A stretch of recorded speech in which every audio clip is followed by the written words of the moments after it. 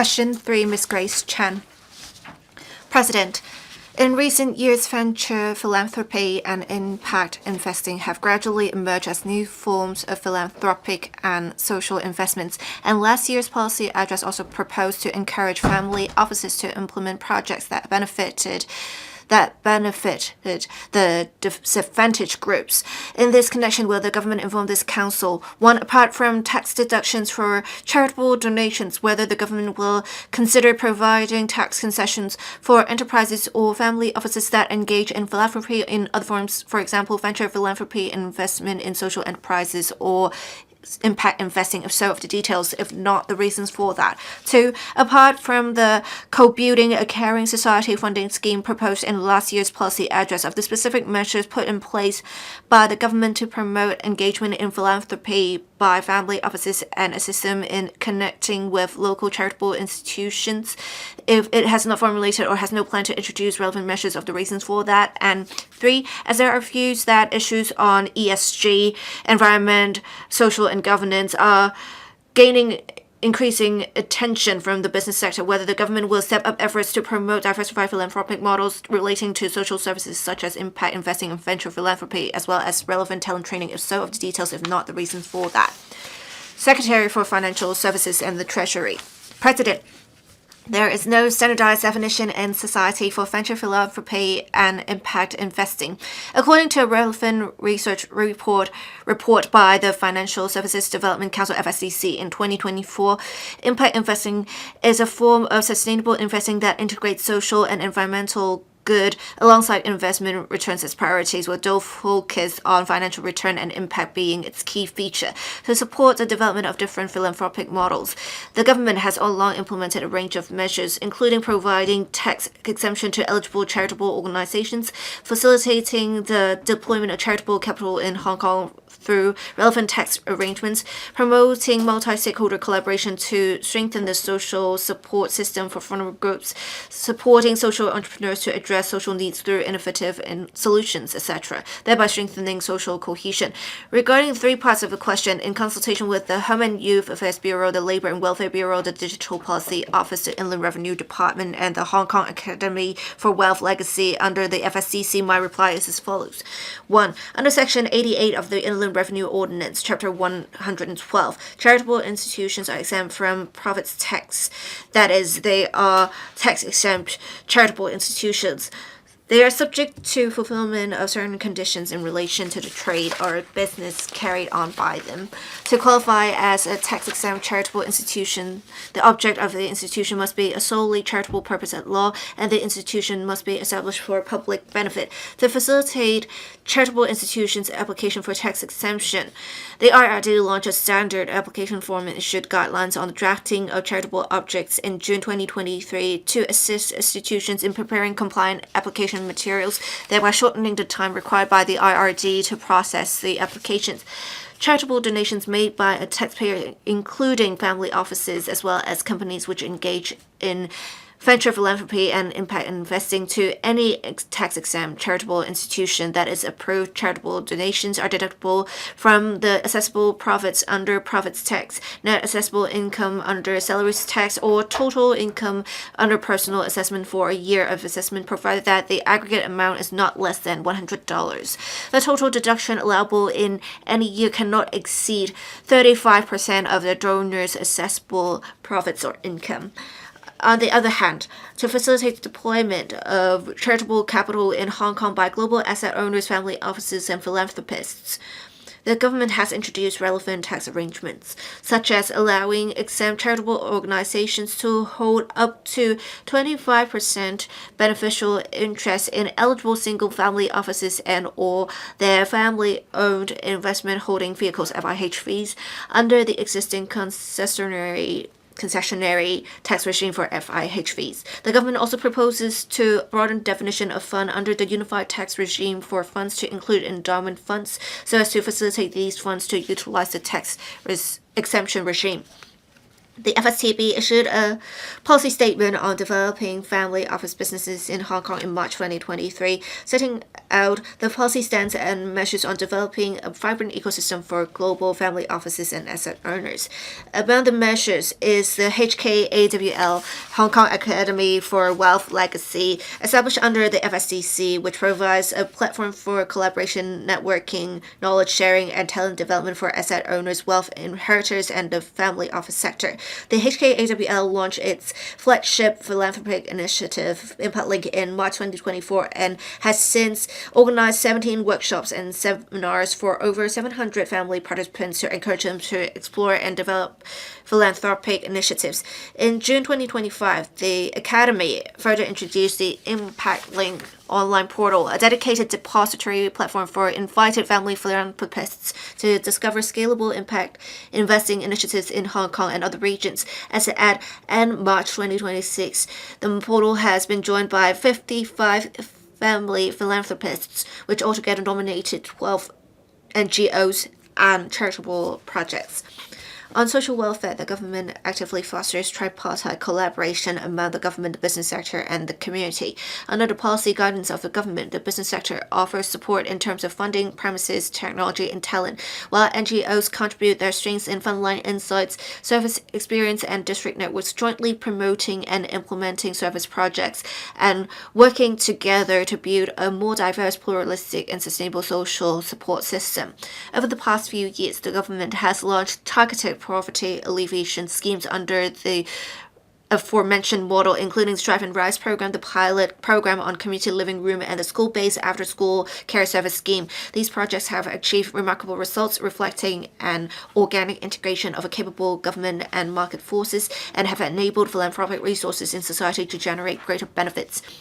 The government will continue to support vulnerable groups through the tripartite collaboration, including establishing a platform to encourage family offices involved in philanthropic endeavors to provide resources for implementing projects that benefit disadvantaged groups.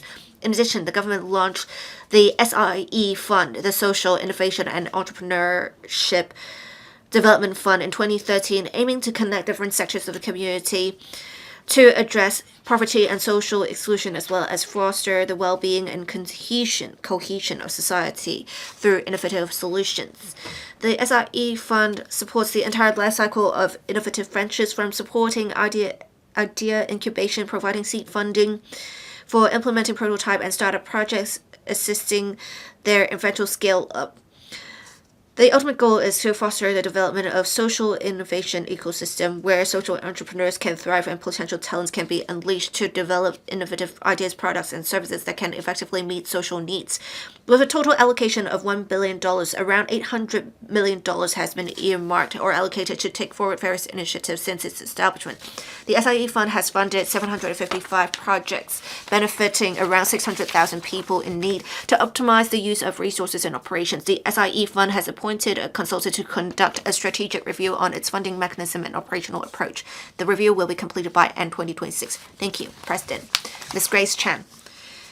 Thank you, President. To respond to the reply given by the administration, I would like to give an example. In New Zealand, recently, they have regarded charitable donations as investment, and they allow applicants to have 20% of the total investment amount donated to a charitable organization or, say, a green project, and the rest can be invested in high growth assets. And Hong Kong also has a capital investment entrance scheme, and $30 million would have to be invested, and $3 million would be invested in a designated investment portfolio of the government. So if the financial market can have the 10% or some higher percentage being invested in charitable causes in Hong Kong or social enterprises, or a fund for venture philanthropy, I think it is an enhancement. Would you consider this option? Thank you. Secretary.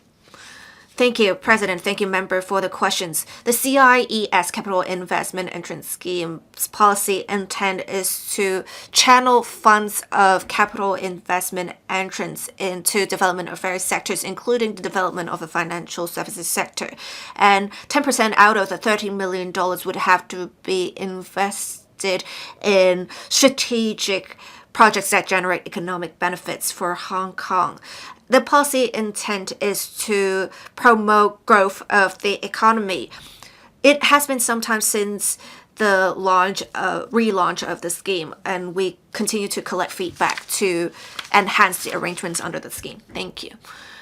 Dr. Webster, thank you, President. I heard the Secretary's reply quoted a report in 2024. I looked at the FSDC's report in September 2025 about impact investing. So the market globally has grown from $715 in 2020 to $1.57 trillion last year. With impact investing, the greatest issue is it is hard to measure quantifiably the impact. And the report also said we don't have a credible network, framework like the IMF framework, and that is regarded as the core challenge. We have mature technologies of AI and big data now. I think there is some way to measure the impact at this point in time. Will we have a timeline for the government to take the lead to encourage the relevant sector and professional groups to make use of these strengths to benefit the social service sector, to have data standards for social impact or set out KPIs or setting up a database? Thank you, Secretary. Thank you, Member, for the question. As I said in the main reply, we don't have a standardized definition in society for venture philanthropy or impact investing. In the financial sector, there is investment on green and other impact investing initiatives. There are different categories, different sectors. Green and sustainable finance is the biggest one out of the different initiatives. And as I said earlier, in October 2024, we have the FSTB having a sustainable disclosure roadmap, and ISSB standards are adopted. The International Sustainable Standards Board standards are adopted, and we ask for companies to adopt these standards by 2028. And in Hong Kong, the relevant standards came into effect on 1st of August last year.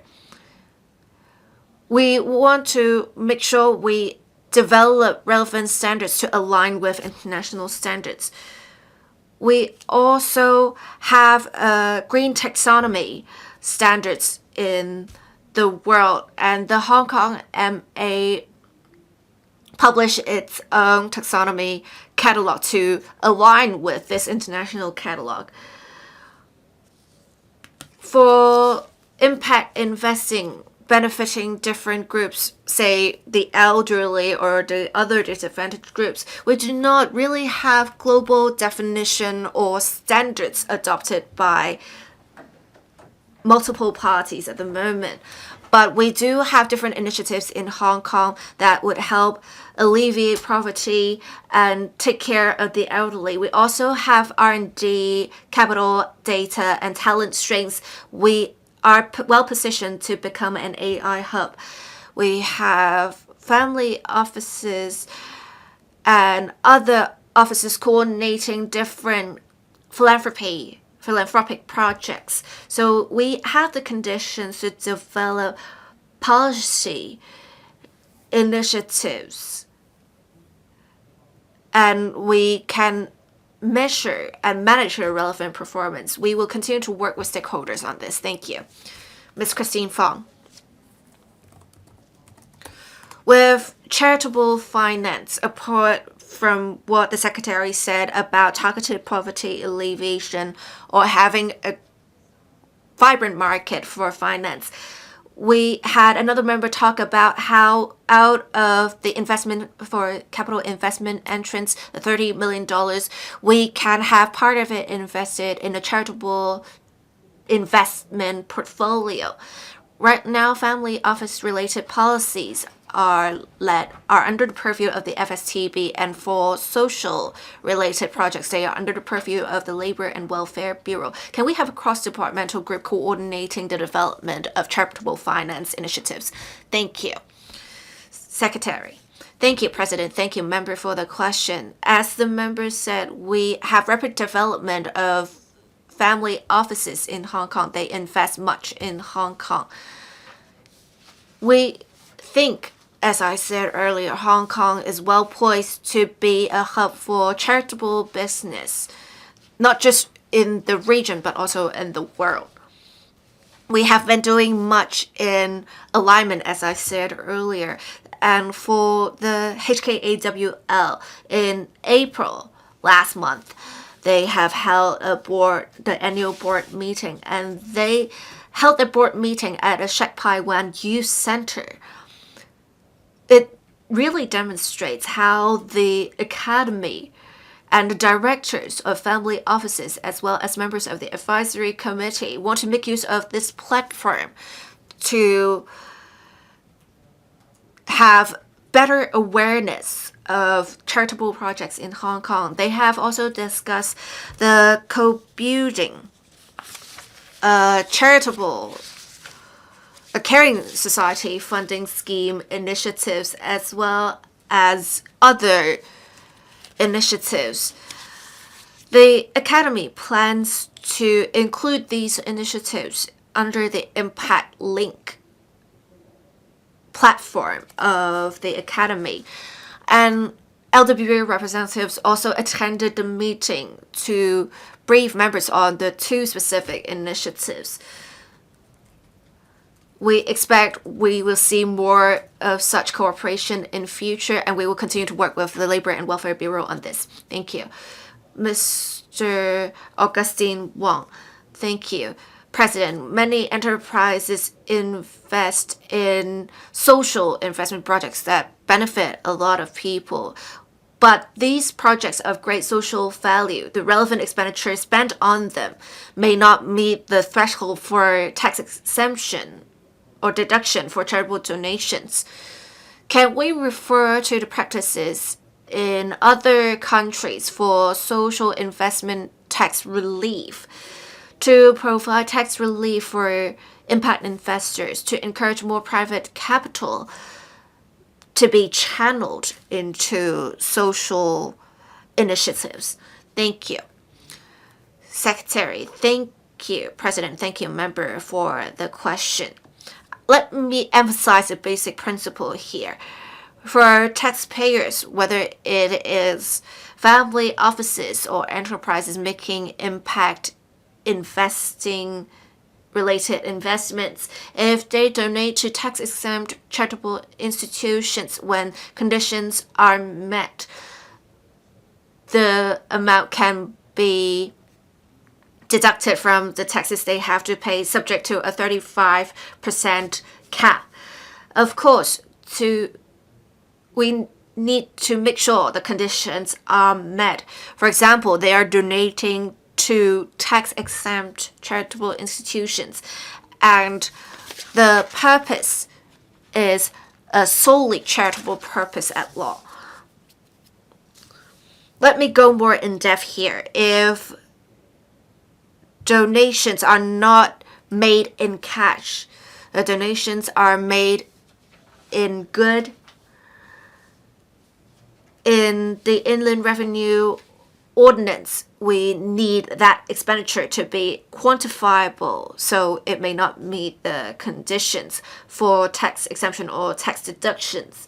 We will continue to communicate with member and as well as other LegCo members to see how we can provide more convenience in enterprises giving charitable donations.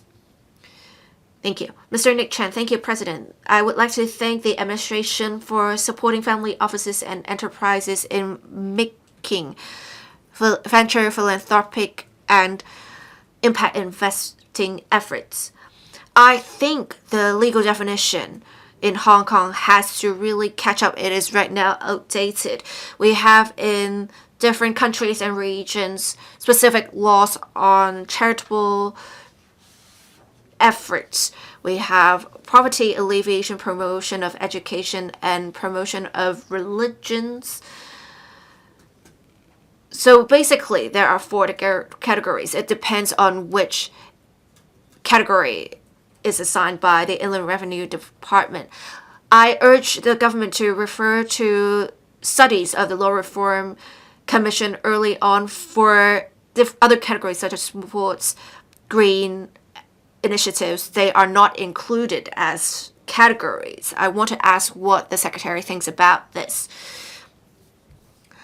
Secretary, thank you, President. Thank you, member, for the question. The member actually made it very clear, but basically under Section 88 of the Inland Revenue Ordinance, the relevant applications we will have regard to the common law precedents to see whether the purpose is solely charitable as well as established for public benefit. So as the member said, poverty alleviation, promotion of education, promotion of religion, as well as an other category. We need to make sure they are established for public benefit and are charitable in nature. We will continue to heed the feedback of stakeholders. We actually have a board for tax arrangements. We will continue to work with stakeholders and collect feedback from them to see how we can enhance the Section 88. Thank you. Question for Mr. Wu Yingpeng.